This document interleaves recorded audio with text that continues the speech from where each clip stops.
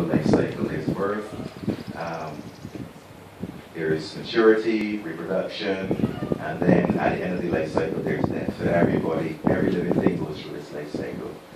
The important thing is how. Okay, you want to live as good as possible or as healthy as possible, and even at death, you want to be not suffering when it comes to the time of death. All right, next slide. Now, aging causes a decline in the physiological capacity.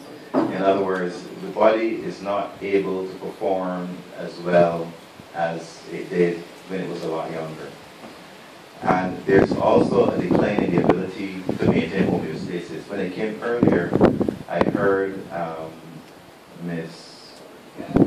Belgrade speak about pH and balance.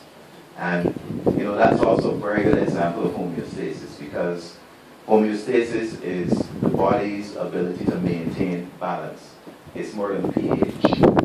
The body has to maintain certain hormones, certain molecules that are used to generate energy. It needs to maintain balance in proteins and enzymes, and you know, as you get older, these things are all affected.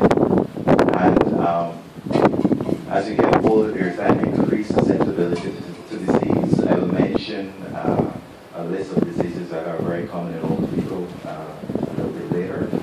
And of course, as I mentioned earlier, increased mortality. Next slide. Right. Just very briefly, you know, nobody really understands why we age. When I say why we age, why the changes that we see as people get older actually occur. And there's a lot of research into trying to find out why these things happen and trying to reduce the impact of these things on the body. Of the list of items here on this slide at the top, there's the theory of oxidant injury, and that is targeted by the use of antioxidants. You know, antioxidants is very topical, has been topical for many years and still is today, as you know, one of the ways, using lots of antioxidants as one of the ways of reducing the impact of aging on the body. Yes. Now, what can you do about aging? Now, aging is determined by two main factors: the genetics, the internal factors and external factors. The internal factors will be those directly related to your body. Okay, and these internal factors are determined by your genetics and also by the presence or absence of disease. You can't do nothing about your genetics because you can't choose your parents. Okay, but you can do a lot about the other factor, the external factors, which play a very important role in aging as well. And these factors will be the environment.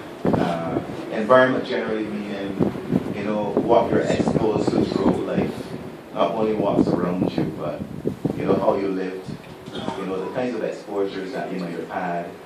And I mentioned here specifically sun exposure. Now, Mr. Stewart, right, had spoken about use of sunblock, all right? And, you know, not very topical in Barbados, but it is one of the things that you can use for both black and white, all skin tones, to help to reduce the impact of the sun on the skin and to reduce the sun damage, which, you know, is a significant contributory factor to aging appearance. Okay.